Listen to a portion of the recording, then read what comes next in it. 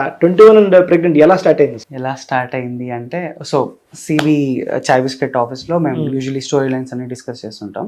ఇది ఒక రోజు నేను, అభిరామ్ డైరెక్టర్, వికాస్ అని ఇంకో డైరెక్టర్ మా ఆఫీస్ లోనే, మేము ముగ్గురం కూర్చొని ఓకే ఏం చేద్దాం, ఎలాంటి లైన్స్ ఎక్సైటింగ్ ఉంటాయని ఆలోచిస్తుంటే ఈ పాయింట్ వచ్చింది.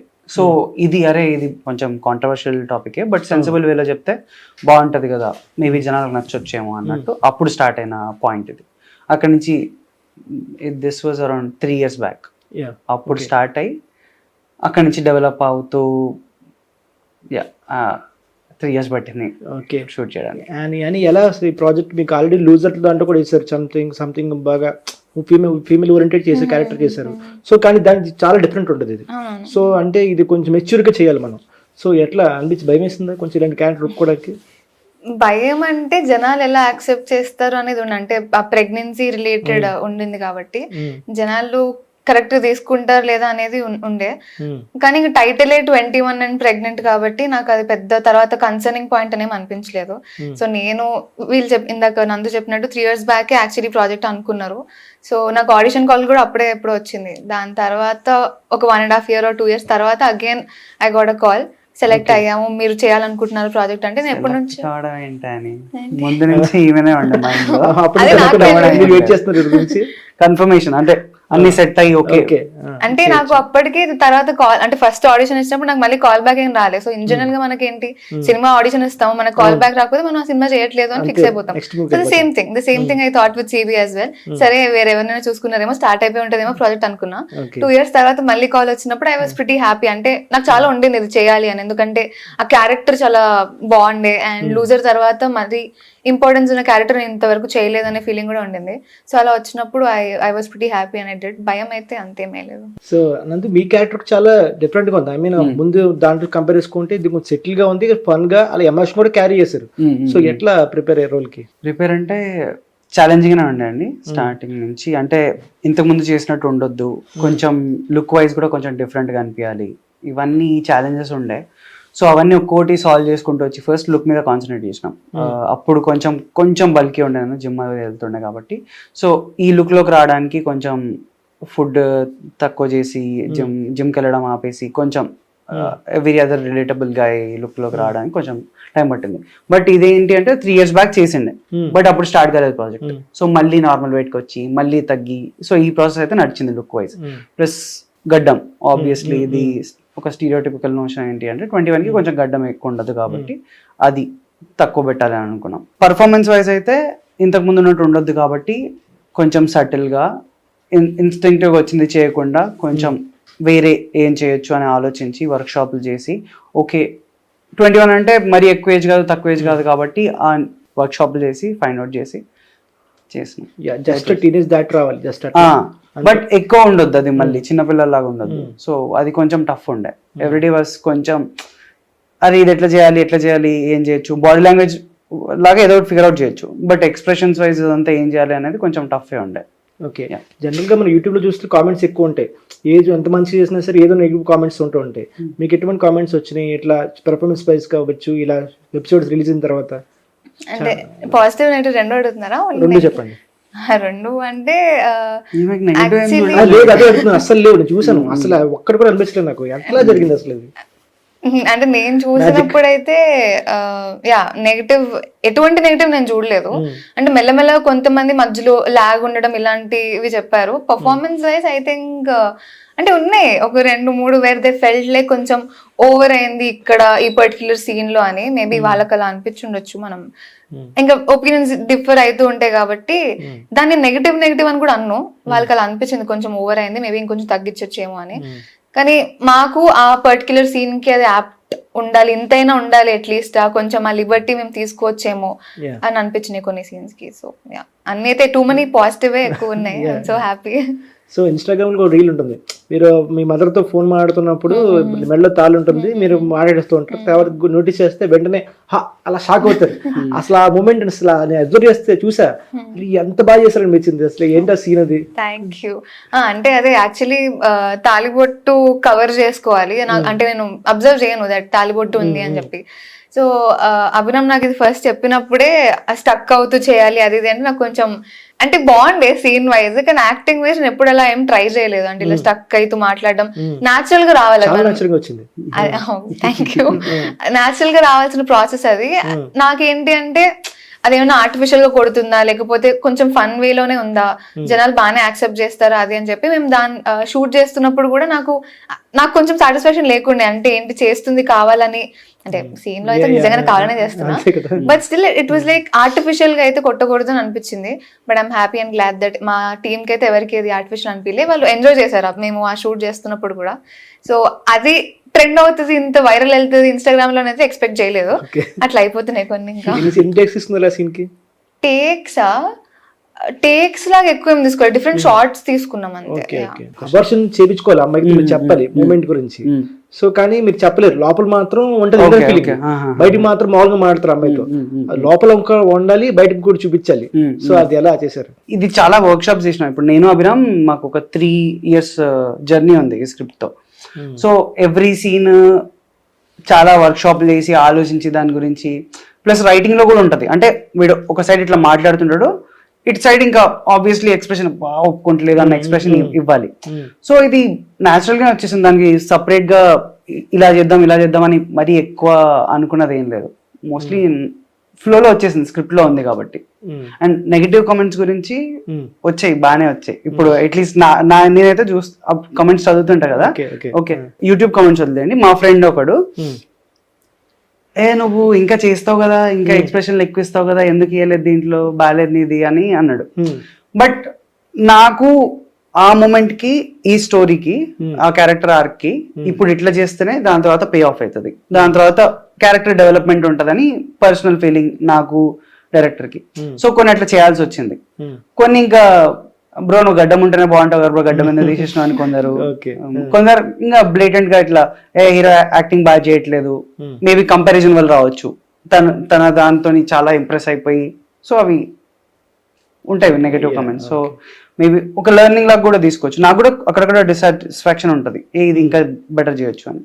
సో ఇంకా లెర్నింగ్ లాగా తీసుకొని ముందు బెటర్ చేసుకోవడం. ఓకే. అండ్ మీరు ఆల్రెడీ మీరు మూవీస్ చేస్తారు, కొన్ని వెబ్ సిరీస్ కూడా చేశారు. మూవీస్లోకి వెళ్తేనే బాగుంటుంది, యూట్యూబ్లోకి వెళ్తే ఏమనుకుంటారో, మనకి ఇమేజ్ తగ్గుద్ది ఏమనుకున్నారు ఎప్పుడైనా? అంటే at the end A actor కైనా ఫస్ట్ సిల్వర్ స్క్రీన్ మీద కనిపించాలి, మూవీస్ అనేది నంబర్ 1 ప్రయారిటీ ఉంటుంది. సో చిన్నప్పటి నుంచి చేయడం వల్ల నాకు ఇంకా చాలా ఎక్కువ ఉంటుంది. అలా అని చెప్పేసి యూట్యూబ్ లో చేయకూడదు అని అయితే నేను ఇప్పుడు దాకా అలా ఏమి నా మైండ్ లో కూడా లేకుండే. ఇట్స్ ఓన్లీ దట్ మంచి ప్రొడక్షన్ హౌస్ ఉండి వాళ్ళ టేకింగ్ కానివ్వండి, లేకపోతే వాళ్ళ కాంటెంట్ ఏదైతే ఉంటుందో ఇన్ జనరలీ అది నచ్చితే వై నాట్, ఇంకా స్టోరీ బాగుంటే చేద్దామనే దాంట్లో నేను వచ్చా ఇప్పుడు దాకా. సిబి ముందు కూడా కొన్ని యూట్యూబ్ ఛానల్స్ అప్రోచ్ అయ్యారు, కానీ నాకు అంటే ఎందుకో నచ్చలేదు వాళ్ళ ప్రొడక్షన్ వాల్యూస్ కానివ్వండి, లేకపోతే ద కైండ్ ఆఫ్ స్టోరీస్ నాకు వచ్చినవి నాకేం నచ్చలేదు, దానివల్ల చేయలేదు. అండ్ అంటే నాకేమనిపిస్తుంది అంటే ఇది కూడా సేమ్, అంటే మూవీస్ లో ఏంటి మనం పర్ఫార్మెన్స్ బాగుంది అంటే, లేదా నా క్యారెక్టర్ నచ్చితే నేను చేస్తాను. ద సేమ్ హియర్, యూట్యూబ్ లో కూడా కంటెంట్ బాగుంది, క్యారెక్టర్ బాగుంది అంటే నేను చేస్తాను. ఎట్ ది ఎండ్ ఇదంతా కూడా నా కెరియర్ కి హెల్ప్ అవుతుంది. ఇప్పుడు నేను సిబిలో చేసినవి చాలా మందికి రీచ్ వెళ్తుంది. మళ్ళీ ఓకే లూజర్ తర్వాత she's back again with a good project అనే ఒక ఒపీనియన్ కూడా ఫామ్ అయింది. సో దీనివల్ల నాకు ఇంకా ఆఫర్స్ మంచిగా వస్తున్నాయి తప్ప, యూట్యూబ్ చేస్తుంది కదా సినిమాలు ఇంకా చేయదేమోలే అన్నట్టయితే ఇంకెవరు ఆలోచించట్లేదని అనుకుంటున్నా. ఆర్ నాకు అడ్వాంటేజ్ ఏంటి అంటే చిన్నప్పటి నుంచి చేస్తూ వచ్చాను కాబట్టి ఫిల్మ్స్ లో అలా ఈజీగా తీసి పడేరు కూడా. ఇప్పుడు ఇన్ జనరల్ ఏదైనా కామన్ గర్ల్ కనుక యూట్యూబ్ లో చేస్తే మన ఇండస్ట్రీలో కొంతమందికి ఉంటది యూట్యూబర్స్ కదా వద్దులే మనకి అని. మేబీ అది త్వరలో పోతే బాగుంటది, ఎందుకంటే యూట్యూబ్ లో కూడా చాలా మంది మంచిగా పర్ఫామ్ చేసే వాళ్ళు ఉన్నారు. నాకే అనిపిస్తూ ఉంటది దట్ వీళ్ళు చెయ్యాలి కదా ఫిల్మ్స్ లో ఉంటే బాగుండు అని చెప్పేసి. సో అందులో ఒక మనిషినా I'm just waiting for him to go to the silver screen as soon as possible. Hopefully. ఇంకో సీన్ ఉంటుంది, మీ ఇద్దరికి గొడవ పడతారు. గొడవ పడినప్పుడు తన బయటికి వెళ్ళాల్సి వస్తుంది, సంథింగ్ ఇంటర్వ్యూకి వెళ్తుంటే మనీ ఉండవు పెట్రోల్ కి. సో మీరు గొడవ పడినా సరే తనకి మనీ ఇస్తారు, ఓకే అక్కడ వరకు ఫైన్ బాగానే ఉంటుంది. తర్వాత మళ్ళీ తన ఫ్రస్ట్రేషన్ లో ఉంటే 18 రూపీస్ పంపిస్తారు. ఏంటది మీరే చెప్పాలి. 18 నాకు డైరెక్టర్ చెప్పి నేను చేశాను. చెప్పండి వై 18 చూపిస్తాను సిగరెట్ అంటే అంత పర్టికులర్గా ఏంటంటే ఫ్రస్ట్రేషన్ మీ బాయ్ ఫ్రెండ్ కి అంత అనలైజ్ చేశారు మీరు, తనకి ఈ మూమెంట్ ఇది కావాలని చెప్పి. అదే ఆ సీన్ తోటి మీకు అర్థమైపోతుంది కదా వీళ్ళిద్దరి మధ్యలో ఉన్న సింక్, బాండింగ్, కెమిస్ట్రీ. సో అది చాలా మంచి ఐడియా. సో అట్లా వర్కౌట్ అయింది. అది నాకు తెలిసి ఇన్స్టాగ్రామ్ లో కూడా ఇంకోటి తన ఫ్రెండ్ వచ్చి మీకు చెప్తుంది, హరిణి వచ్చి మాకు ప్రాబ్లమ్స్ ఉంటాయి, నేను ఫ్యాట్ అయ్యానని చెప్పేసి డ్రెస్సెస్ అని హైట్ ఉంటాయి, కానీ తనకి వేరే ప్రాబ్లం, అనుకి వేరే ప్రాబ్లమ్స్ ఉన్నాయి, నీ వల్ల వచ్చిందని చెప్తుంది. అప్పుడు ఒక షాక్ ఎక్స్ప్రెషన్ ఇస్తారు. సో దాని నుంచి కూడా మీరు వేరే మూడ్లోకి వెళ్తారు. సో ఆ సీన్ గురించి ఒకసారి. ఆ సీన్ గురించి ఒక సీక్వెన్స్ అండి. అప్పటి వరకు వీడు ట్రై చేస్తాడు కన్విన్స్ చేయడానికి. ఈ హరిణితో ఏంటంటే ఫస్ట్ తినంటది, ఎందుకు నాదేముంది అదేం లేదు కానీ, అంటే ఎందుకు నీ వల్లే ఇదంతా స్టార్ట్ అయింది అని. సో ఈ నీ వల్లే మేము ఏమనుకున్నాం అంటే ఒక పాయింట్ లో బ్రేక్ కావాలి. వీడు ఇన్ని రోజులు ట్రై చేసిండు, అందరూ వీణ్ణి అంటున్నారు, బట్ వీని ఫ్రస్ట్రేషన్ ఒక దగ్గర చెప్పుకోవాలి. దానికి ట్రిగర్స్ ఆ హరిణి సీన్ నుంచి స్టార్ట్ అవుతాయి. అందరూ నీ వల్లే ఇంటర్వ్యూలో అంటారు, ఓనర్ అంటది, మళ్ళీ తిని కూడా నీ వల్లే అంటది, అప్పుడు ఇంకా బ్రేక్. సో దానికి అనుకున్నాం అనమాట, రియాక్షన్స్ పెరుగుతుండాలి. ఫస్ట్ నీ వాళ్ళకి ఒకలాగా, నెక్స్ట్ నీ వాళ్ళకి ఇంకోలాగా, అది ఏమంటాం ట్రోప్స్ అంటామా ఏదో, అది ఇంటెన్సిటీ పెరుగుకుంటూ రావాలి. లాస్ట్ కన్నప్పుడు ఇంకా మొత్తం ట్రిగర్ అయిపోయి మొత్తం బర్స్ట్ అవుట్ అవ్వాలి అని. సో యా, అది చాలా ప్లాన్డ్ గా ఎక్కడ ఎంత ఎక్స్ప్రెషన్ ఇవ్వాలని అనుకొని చేస్తున్న సీన్. ఓకే, నాకు ఈ సిరీస్ చూస్తున్న సేపు నాకు డైరెక్టర్ గా చిత్రం సినిమా గుర్తొచ్చింది. చూసారా చూసారా ఇద్దరు? బట్ తెలుసు ఉదయ్ కిరణ్ కూడా దాంట్లో రెమసేన్ హీరోయిన్. సో ఆవిడకి కాలేజ్ సంథింగ్ టీనేజ్, దాంట్లో ఆవిడ ప్రెగ్నెన్సీ వస్తుంది. సో ప్రెగ్నెన్సీ వస్తే ఇంట్లో చెప్పకుండా వాళ్ళు వెళ్ళిపోతారు. సో వాళ్ళు కూడా సేమ్ స్టోరీ అన్నమాట. సో అప్పుడులో ట్రెండ్ సెట్ అది. సో అది చూసి నాకు ఇది మళ్ళీ 20 years 30 years తర్వాత మళ్ళీ వచ్చింది అనుకోను. So it's very nice. So అట్లాగే మీరు కూడా తను చెప్పినప్పుడు షాపింగ్ వెళ్ళిన బయటకు వస్తే తన మెసేజ్ వస్తుంది. సో మెసేజ్ దగ్గర కూడా మీరు రియాక్ట్ అవుతారు. వెంటనే అడిగి ఏంటి చెప్పొచ్చు కదా, అబ్బా ఇంత చేసావని అంటారు. ఆ సీన్ దగ్గర ఎట్లా? నాకు యాక్చువల్లీ ఆ సీన్ చాలా ఫేవరెట్ సీన్. మొత్తం ఓవరాల్ గా చూసుకుంటే మేము వర్క్ షాప్ లో చేసినప్పుడే కాదు, వర్క్ షాప్ కంటే ముందే నేను ఆ సీన్ చదువుతున్నప్పుడు అంటే ఆ గర్ల్ ఫ్రెండ్ బాయ్ ఫ్రెండ్ మధ్యలో ఉన్న ఆ డైలాగ్స్ కానివ్వండి, లేకపోతే where boyfriend burst out, నాకు అది చాలా రైటింగ్ విధంలో నాకు చాలా నచ్చింది ఆ సీన్. సో మేము వర్క్ షాప్ చేసినప్పుడు కూడా ఐ వాజ్ సాటిస్ఫైడ్. ఇలా ఒక స్ట్రక్చర్ అనుకున్నాం, ఇలా వన్ షాట్ లో అనుకున్నాం, అప్పుడు అనుకోలేదు, అప్పుడు అనుకోలేదు, ఇట్ వాజ్ ఇమీడియట్ థింగ్. కానీ ఇలా స్ట్రక్చర్ అయితే ఉండింది, ఇది ఇలా చేస్తే బాగుంటది అని చెప్పి. సో సీన్ స్టార్ట్ అవుతున్నప్పుడు కూడా ఐ వాజ్ ఈగర్లీ వెయిటింగ్, ఈ సీన్ కోసం ఎప్పటి నుంచో వెయిట్ చేస్తుండే. అండ్ నాకు ఎప్పుడైతే తినకి ఇంకా నేను అబార్ట్ చేయించుకోవాలి అనేది ఉంది అనేది తెలిసిన తర్వాత, అను క్యారెక్టర్ గా చూసుకుంటే షీఈ్ ఆబ్వియస్లీ డిసప్పాయింటెడ్. అంటే నన్ను అర్థం చేసుకున్నా అనుకున్నాను, కానీ is not like that. Sudden గా ఏంటి ఇలా అబద్ధాలు ఆడుతున్నాడు అంటే అన్ని కైండ్ ఆఫ్ ఎమోషన్స్ ఒకటేసారి ఆలోచించడం వల్ల ఆ పాయింట్ లో ఏంటి అంటే తను ఆబ్వియస్లీ తన గురించి ఆలోచించింది, రిత్విక్ గురించి ఆలోచించదు. అప్పుడు ఇంకా అలా ఆలోచించడం వల్ల she will obviously say that నీ వల్ల ఇదంతా యాక్చువల్లీ స్టార్ట్ అయింది, నువ్వే చూసుకోవాలి కదా అది ఇది అని చెప్పి స్టార్ట్ అయినప్పుడు తను ఎప్పుడైతే ట్రిగర్ అవుతాడో, అంటే ఇప్పుడు ఇన్ని ఇయర్స్ మేము చేసిన జర్నీలో కానివ్వండి, ఎక్కడైనా రిత్విక్ అను మీద అరిచింది అంటే ఎపిసోడ్ వైజ్ మాట్లాడుకున్నా గానీ అరిచింది కానీ, లేకపోతే అన్ని అగ్రి చేసుకుంటూ వచ్చాడు పాపం మంచిగా. So all of a sudden తన ఇలా బర్స్ట్ అవుట్ అయ్యేసరికి తీసుకోవడానికి అనుకు కూడా చాలా డిఫికల్ట్ గానే ఉండింది. సో ఆ సీన్ ఎందుకు అంత బ్యూటిఫుల్ అనిపించింది అంటే, నాకు తిను బర్స్ట్ అవుట్ అవుతూ ఉన్నా తిను మళ్ళీ ఏం మాట్లాడదు.